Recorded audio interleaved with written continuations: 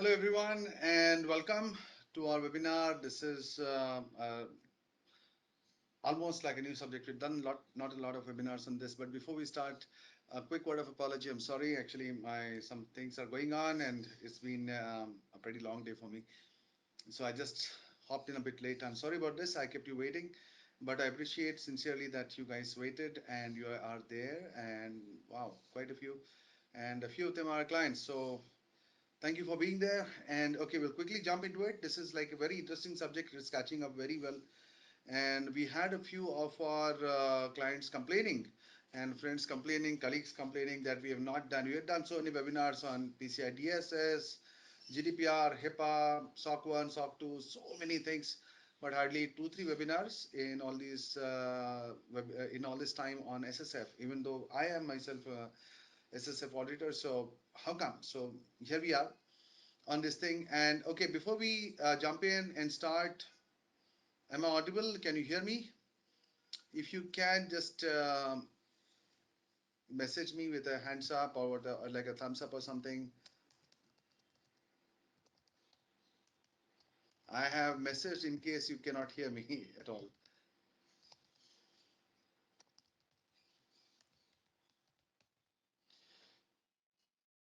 Okay, in case you do face any trouble or any difficulties, do drop in a message, and our technical team is on standby, and we'll fix it to whatever level we best can. And as we go along, do keep the queries flowing, do keep your questions flowing, and that's what makes our webinar very interesting. And we've been doing this for like 5 years now, and we have very good viewership because of the Q&A sessions that we have. All right, so jumping directly in.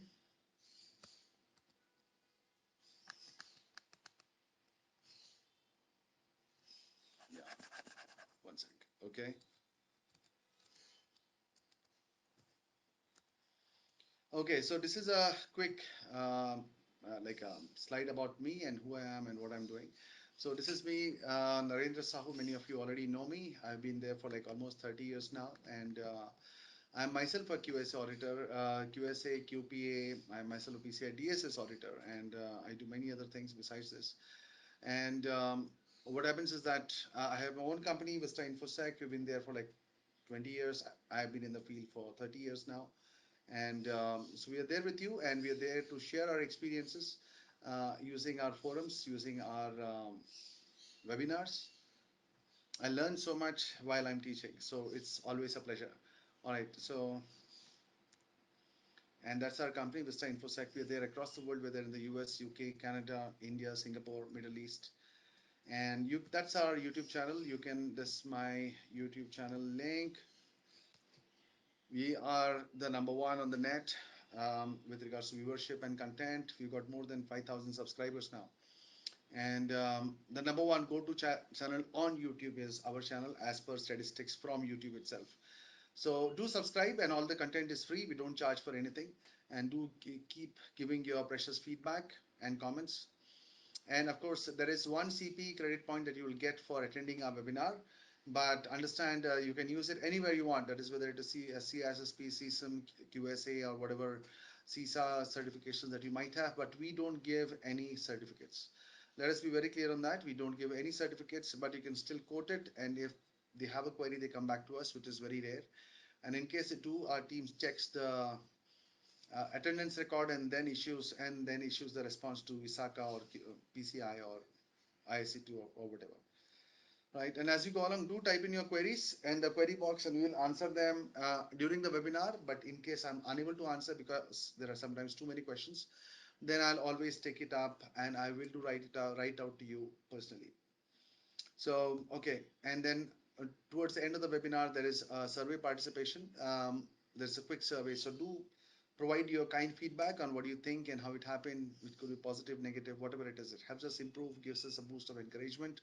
So do give your feedback. So introduction to PCI SSF. I'm not spending a lot of time in introducing what is SSF and how it works, because we already have like 2 3 webinars on that. And over there we had the director for the PCI Council, Nitin Bhatnagar, was there, who graced our session, and he was there and he has given a great insight into PCI SSF also. So for the quick basics, you can go there. You can attend those webinars. It's there on our YouTube channel, and this is like a quick overview. So earlier it was PADSS, and now there is PCI SSF. So it is really, it's a comprehensive set of standards. It's not just one standard. Like many people just think PCI SSF is one standard, which is really not the case. We'll come to that. It was created by the PCI Council, SSE Council, and the SSF sets the security benchmarks for software meant to operate in the payments environment. And of course, there is another standard for the development life cycle also. We'll come to that. So again, it helps developers build secure applications. And believe me, when we are doing many assignments on PCI SSF, and many a time they just come up and say, "Oh, we do regular web application testing." Of the more than like almost a couple of hundred requirements, there is just a one or two requirements that speaks about just web application testing or mobile application testing or source code testing. You have to read the standard to understand what I'm saying. It is extremely detailed, extremely informative. It's a learning in itself to read the standard. So do not be under the misconception that it's just about web AppSec and mobile AppSec and source code testing. So it focuses more on secure development at the core, how you're handling the keys, how it is being managed, how the encryption is being implemented. It could be that you have the right intents in place, but the application maybe, or the encryption code, or the implementation in memory or in scratch disk or in temporary folders was not good enough. So everything and anything and everything is tested. And of course, these are the role. This is the role of PCI SSF in protecting your card data. It mandates security features are built into the development start right from the beginning, into the development process right from the beginning, and not just like as an afterthought. We'll do the web AppSec after the development has been done. If you have done that, then it is going to be a very challenge for you in case you go in for PCI standard later on, because the thoroughness with which it is required the applications to be tested is phenomenal. Really, it is phenomenal. And then of course PCI SSF focuses on the entire software lifecycle, not just the end product per se. It promotes a flexible risk-based approach, which is also there. We have done some applications which are like a payment component, and we have done some applications which are payment gateways. So the risk, of course, of the payment gateway is much more than the payment component. So then the requirements can get interpreted in those levels. A bit of the fundamental part, and the PADSS is a replacement for PADSS. It expired like 2 years back. In case you're not aware, I would like to ask you, where have you been for 2 years? All right, so this is a much more flexible approach, risk-based approach to payment software security, because earlier there were almost 17 odd requirements, eligibility criterion for PCI PADSS. And if even one of them is no, then you can't get your application PADSS certified.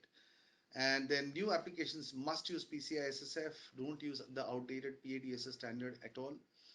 And then SSF, if you read the standard, compare it to PADSS, PCI SSF is extremely more flexible, extremely well written, much more in touch with the industry requirements and the new risk landscape, right?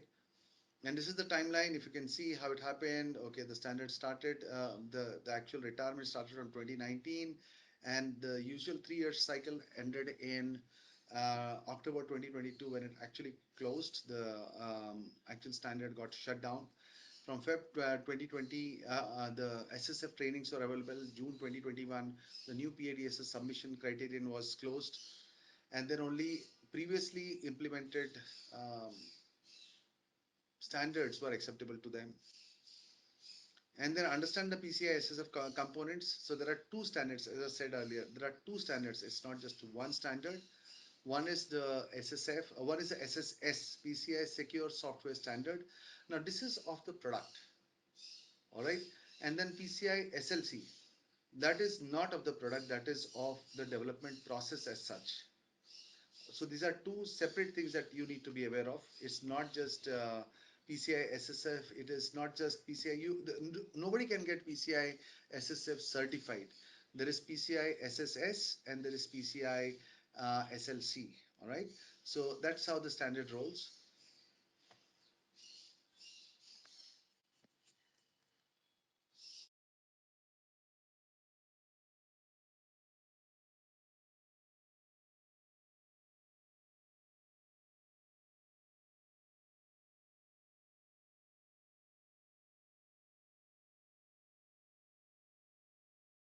I'm audible.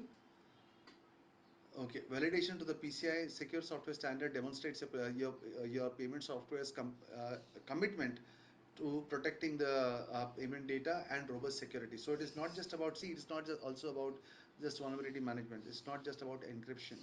It talks about the entire ecosystem from the basics, how the standard has been developed. And then after successful assessment, your software is then listed on the SSA listing of validated payment software. Like, see, for example, I'm also PCI DSS QSA. We got hundreds of clients who got certified on PCI DSS. Nobody's name get listed on the PCI Council website. Of course, there's a visa program where you might get listed, but otherwise, there is nothing where it can get listed.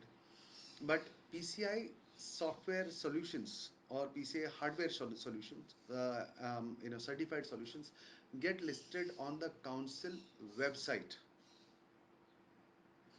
That is a very big thing. All right, so they actually get acknowledged on the council website. And then there is a PCI secure SLC program, secure lifecycle program. It shows that the vendor's commitment to secure software lifecycle processes. So one, if you look at the PCI SSF standard as a whole, one, the SLC talks about the program in the background, and the SSS PCI secure software standard talks about the product. So there are two things, SLC and SSS. SLC is about the background processes of how the software development process actually works, and the SSS talks about the end product as a whole. You can get certified on either one of them or both of them. But there is nothing called as PCI SSF certification. I hope you are clear on that. So, and there are separate auditors for SLC. There is a secure lifecycle assessor, and for SSS there is a PCI SSA, secure software auditor. So I am both of them. So you need an auditor who is as per one of them. So you can have an auditor who's just a secure lifecycle assessor, right? SLCA, but he need not necessarily be an SSA, secure software assessor. All right, but on the other hand, the secure software assessor has to go to the secure lifecycle uh, um, you know training. So SSA, there is a secure software auditor such as myself would necessarily be a SSLA, that is secure software lifecycle auditor, but it need not be necessary the other way around. That is, I can just stop my program and give my training and the certification exam till SLCA, that is SLC standard, secure lifecycle standard. I did not go up till the SSA. So these are, this is a new thing that you need to keep in mind. Now, the relationship between PCI secure software standards and other PCI SSC standards. I'm sorry, there's a heat wave going on over here, even with the AC in full. Terrible heat this year. Anyway, so the PCI SSS is independent from other PCI SSC standards, and there's a validated payment software which is the output which gets listed on the council website. So the listing gets done by the council in itself. And there is, of course, the PCI DSS compliance. Now, PCI DSS is for the environment where card processing happens or related environments. So that's for an environment where card processing can happen or card security is enforced. SLC, that is PCI software lifecycle, is about the development process, about developing how the secure lifecycle happens of the product. SSS is the end product, is for the end product. That is actually what you sell in the market. So that's how the interrelationship happens. I really hope that made sense. If you have any queries, do let us know. Do let me know and I'll answer it for you. And then the roles and responsibilities in the PCI secure software program. So there are the roles and responsibilities. There are four parties involved. There is a vendor who's actually making the product, right? So you have to understand the vendor is a product developer. PCI SSC is the council. Everybody knows them.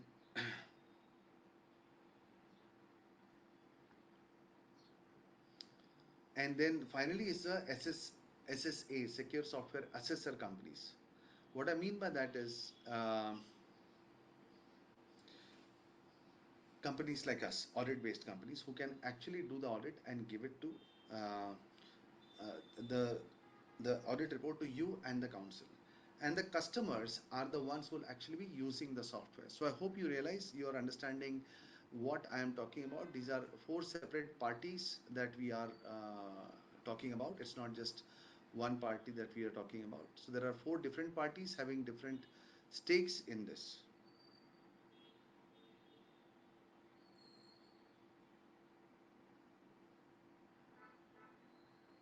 right?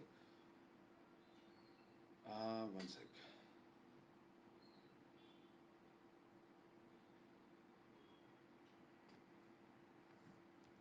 Okay. So the vendor. These are the roles and responsibilities of the vendor. Develop the secure software, pass the assessment. Of course, they have to pass the assessment with an auditor like us, and then comply with the agreements. There is something called as a vendor release agreement. This is signed and given to the council. Vendor release agreement. That's an agreement format that the council gives that the vendor, that's the software developer, has to sign. Then provide guidance when they are selling the software. That is, create and distribute the implementation guidance to their customers, and then submit for review. That is, after everything is done, they submit the documents and the evidence for review by the secure software assessor companies like us, and then manage the finances. What I mean by that, again, pay the PCI council invoices. As an auditor, we'll be raising an invoice for the audit, for checking the report, and for hosting the listing online. There is a reasonable and a nominal fee that the council charges, directly to the vendor, which they have to pay. And then of course stay current, that is, keep up to date with the changes to the standard as such. And then of course the council, their roles and responsibilities: maintaining the standards, centralizing the records, that is, storing the final reports are with them. Okay, let me make this the explain the cycle. So let me go back here. So the vendor develops the product, and then they send it to the software secure assessment companies like us, right? We do the audit, and then the report has to be submitted to the council by us. The council will ask for the VRA, that is the vendor release agreement, that has to be signed by the vendor. Then, based on the VRA, the council will invoice the vendor directly for some amount. The vendor pays the council directly. The council will then start reviewing the audit report. If they have any queries, they'll ask the auditor. If there is some oversights, they'll ask the auditor to fix it. There is a secure software assessor companies. And then finally, once it is all fine, they'll list the product online, after which the vendor can start selling the product to the customers.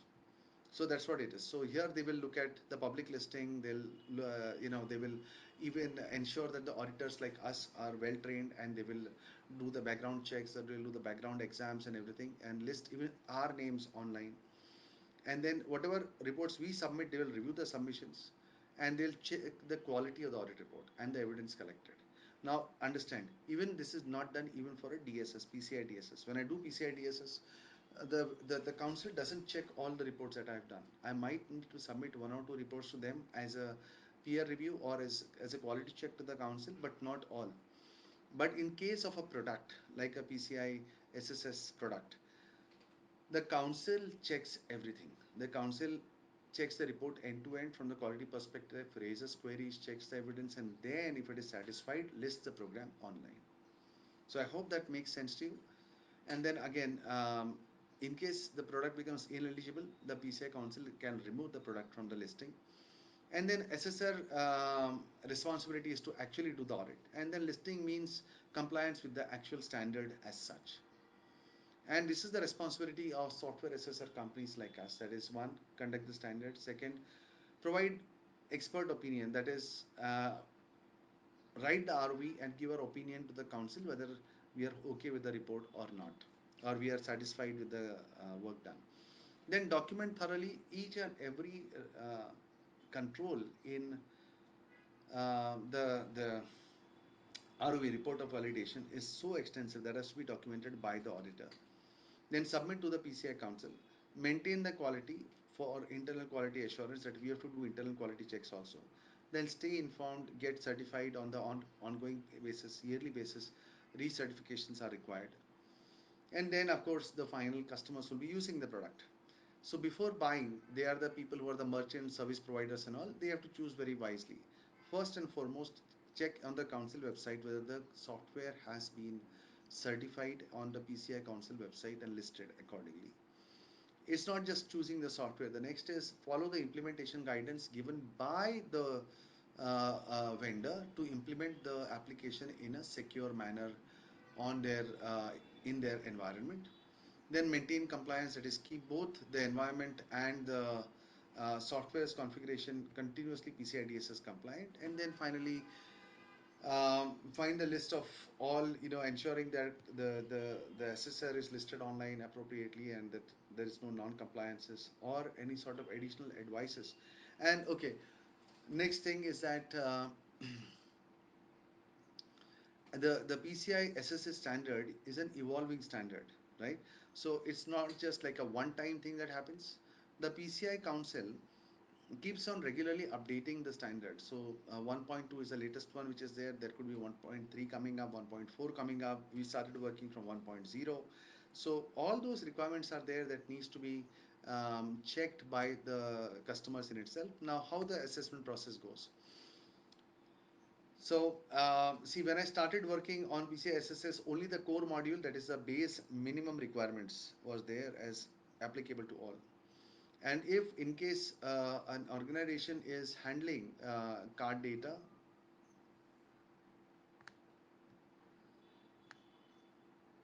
okay, is handling card data, then there is a account data protection module that happens, and then there is a terminal software module which came new. And now the latest one that got added is a web software module for web-based payment applications. So these are the new. So it could be that in the next few months a new module gets added. I don't know. This web software module just got added a few months back. So the PCI Council is working very heavily and very fast in ensuring that they collect all the feedback from their stakeholders, from the other auditors, clients, and all, and update the standard as required. Then how it works? The one is the how the audit actually happens.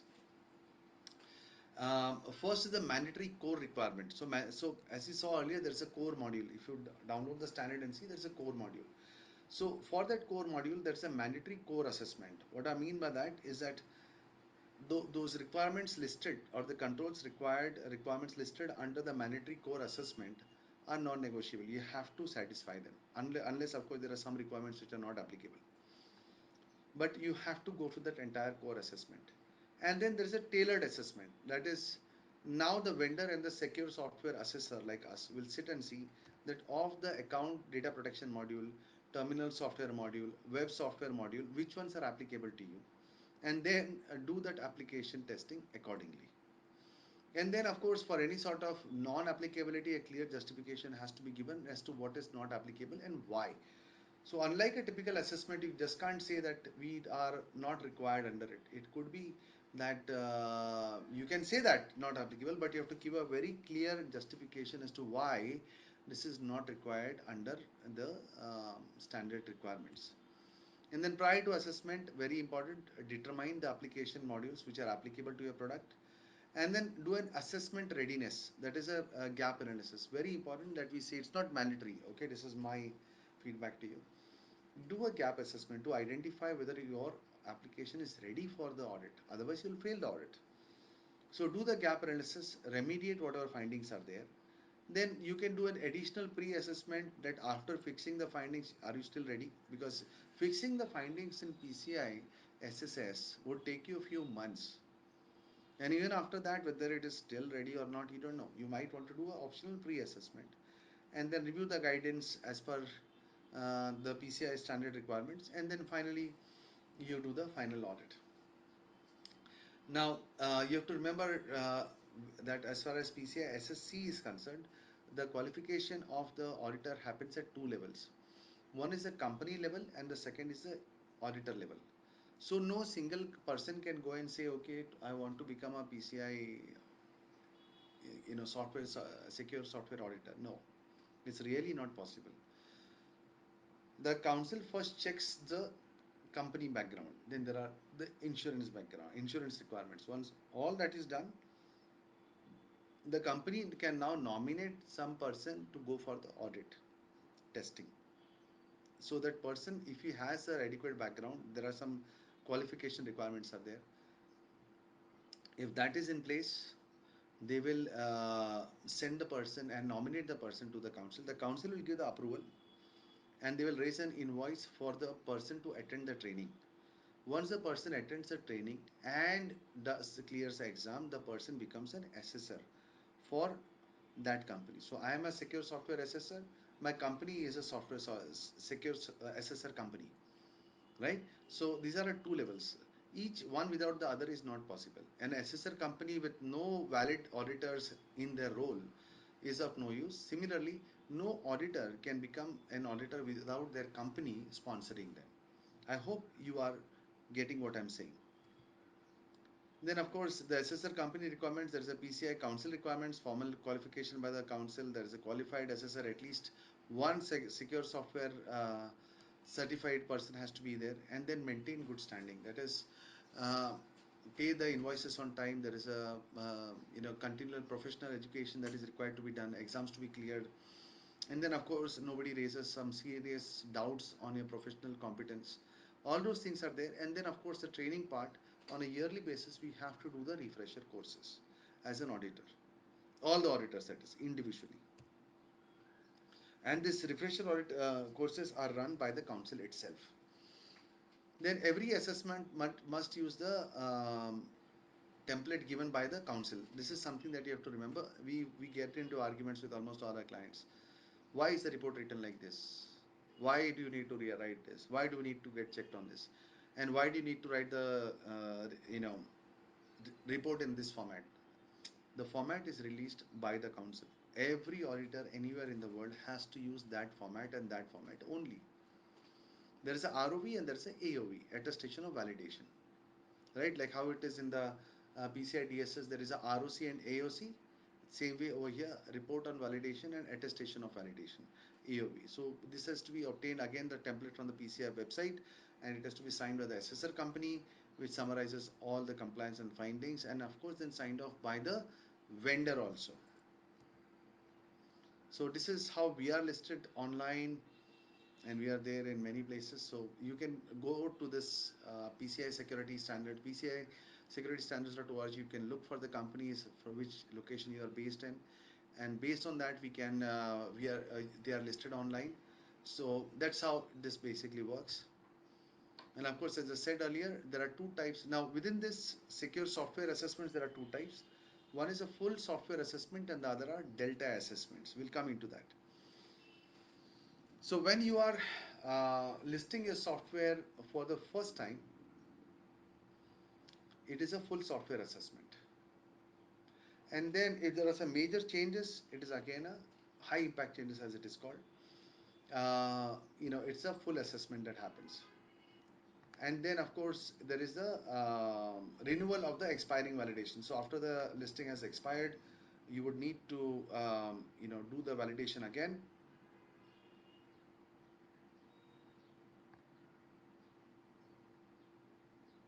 Yeah, okay.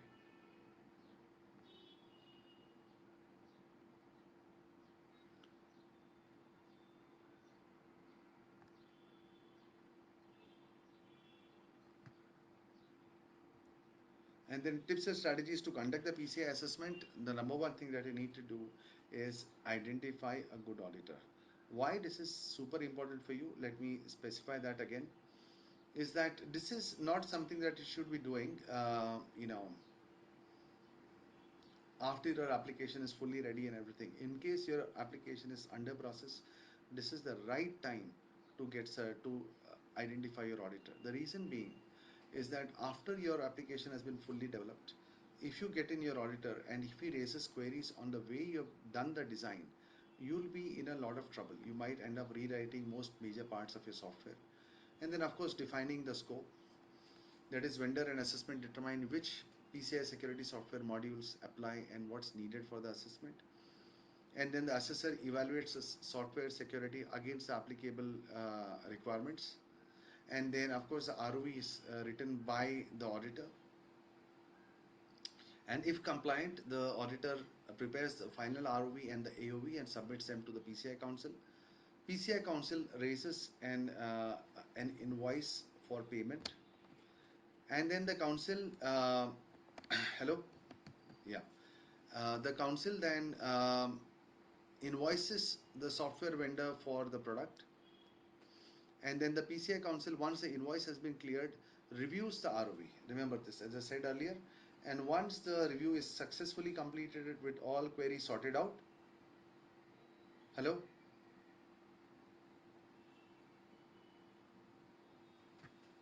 hello, can you hear me?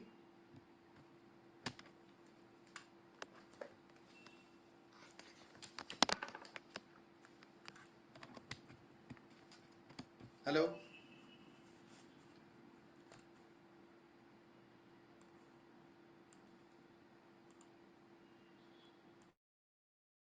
hello. Yeah, okay. You can hear me. Great. Actually, it was showing me hear me that the the the microphone array has stopped, so I was not very sure.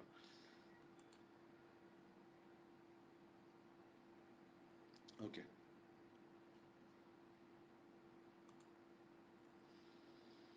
So after approval, upon successful review, the software is added to the list of certified softwares and list of validated softwares, and then people can start buying your software as a validated component. And these are some important thing. Now the software can the listing basically remains valid for a period of 3 years, and then of course the council has retains the right to remove your listing in case there is any reason that they find or somebody complains that there is some issue in the software, or you have got version 1.5 certified and you are now selling version 2.2. All those things happen, so the council can identify such things and can take action against the personnel, against the companies. And then of course there are the delta assessments. Delta assessment is used for maintaining compliance to updated PCI security softwares. Okay, they are used when organizations can make some small, feature modifications or small security upgrades, not like a major change, only just the low impact changes. Okay, and alter again all delta assessments, regardless of who is doing it, whether the assessor is doing it or whether even the end company vendor is doing it. It has to the delta assessment must cover all the controls that have been impacted by the change, and then verify that the remainders are really unaffected and there is no additional thing happening. And then of course the functional testing has to be done appropriately, and then of course the correct standard, so validated against which version of the standard.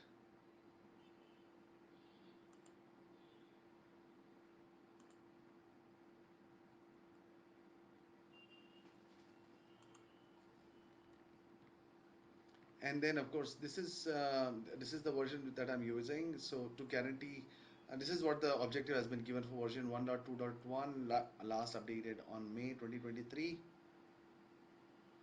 And these are the core requirements that we are looking at. That is a control objective one, which is about critical asset identification of all the software critical assets. Then, of course, control objective two, CO2, secure defaults. That is ensuring that all the default privileges are there in a secure manner, or at least removed or changed after first install. And there's a sensitive data retention. Then, of course, to ensure that whatever is being retained as far as secure software is concerned are on a base minimum basis.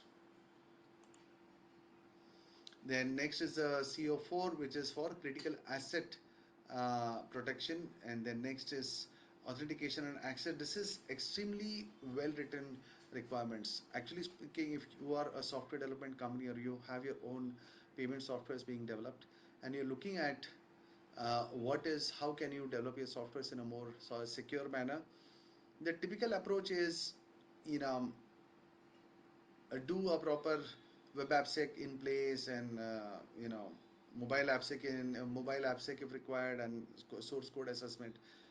But to actually understand how a secure software is written, I would suggest you very strongly to read the standard. I have not read a better standard than this on how secure software development has to be done, how proper authentication access management has to be done.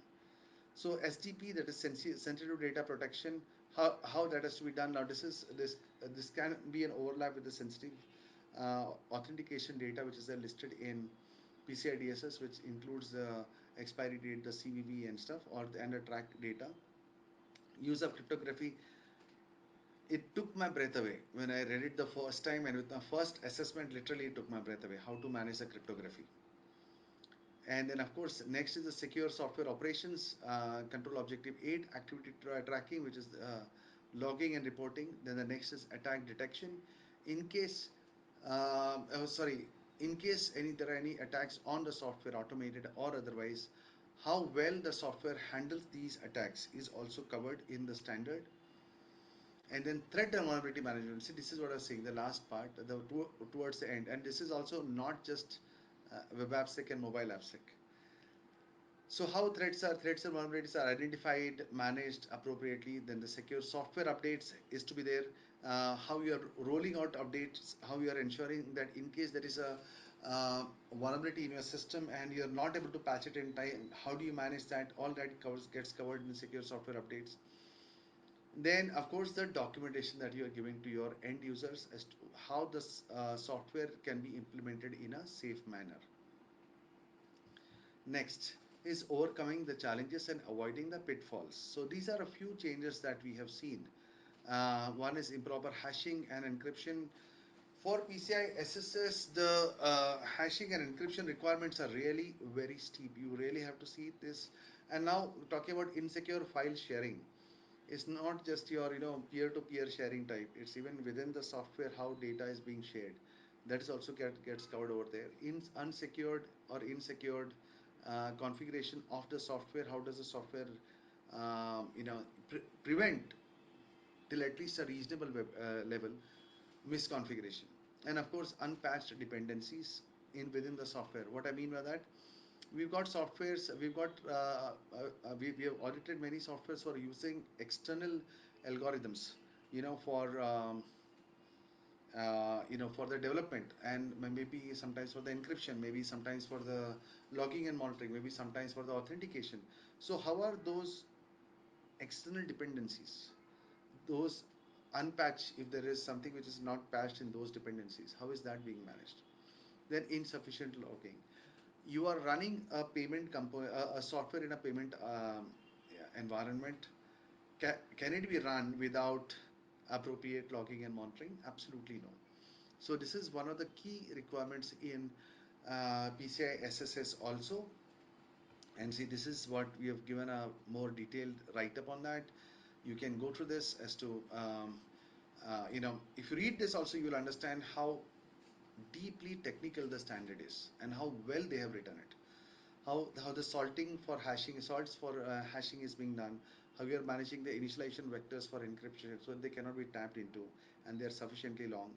Hard coded secrets, that is writing directly the passwords into the code itself. Static secrets within the salts or the initialization vector being used. And then outdated algorithms, which are like the dependencies that we spoke about. And then poor key management.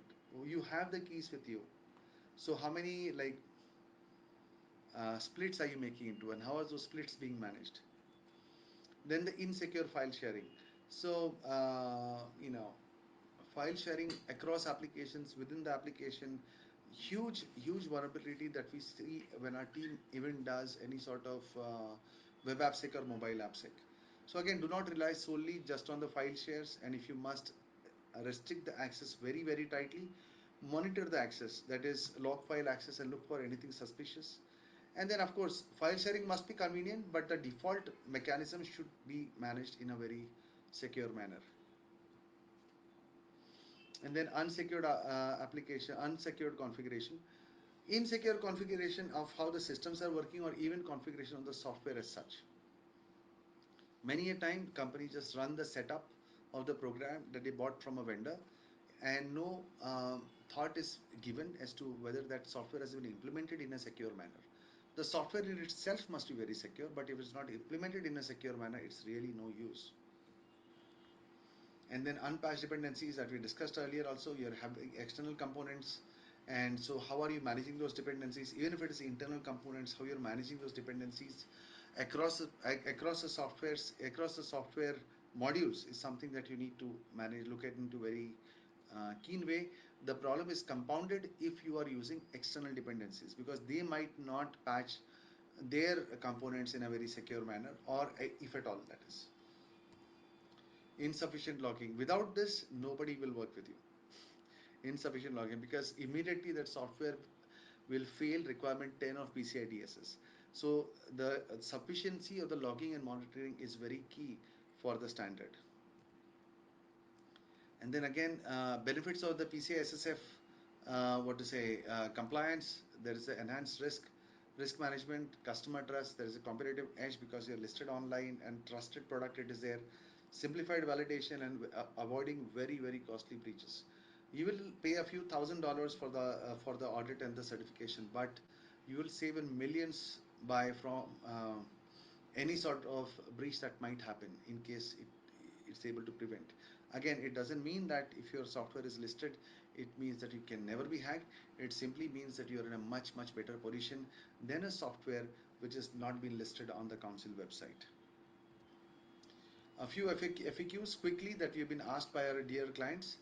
Now, do all the software control objectives in SSS need to be met?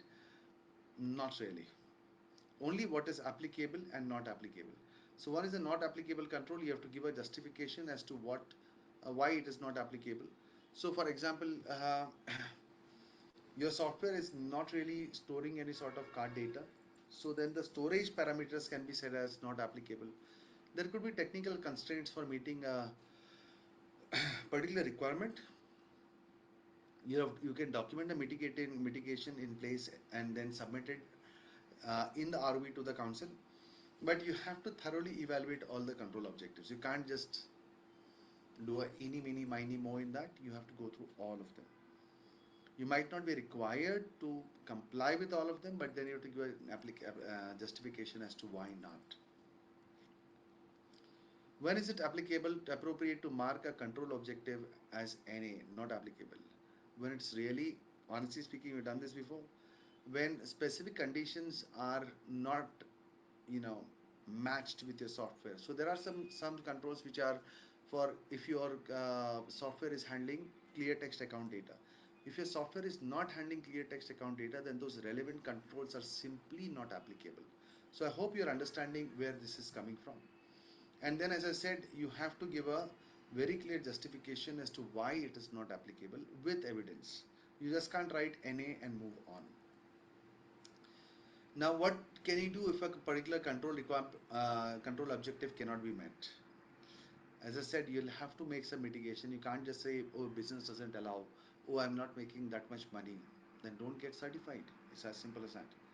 If you're looking at getting certified, then you better have all the control requirements in place. Okay, now if your application, what if my application was validated under PADSS, will it be automatically be validated under PCI SSS? The answer is a big no. They need to have another validation done under PCI SSS as an initial assessment, not like a, evolution into the next standard and just get a delta assessment done. No, fresh assessment under PCI SSS has to be done. There are no grandfather options. Now, if next question, if my company develops payment application, do I have to be validated for both the standards, or can I just have my individual applications be validated under SSS? Yes, it is up to you for you to decide which applications you need to get validated under SSS. So you need not validate all your application. You can select which one to validate and whether you want to do an SLC or SSS. You can do SLC for your entire development cycle. You can do SSS for for specific products also. All right, that brings me to the end, and this is again me, which is there, and that's our okay, that's our YouTube page, and of course, there's a gentle reminder about the survey. I really hope that this helped you. This has gone a slight bit overboard on the webinar front, but I really hope it helped. Please do fill up the survey, it really helps us, and that's our contact details. In case you wish to connect with us, do drop us a line, and we are standing by just for you. Thank you again for your time, and until next time, have a nice day. Take care, and bye bye.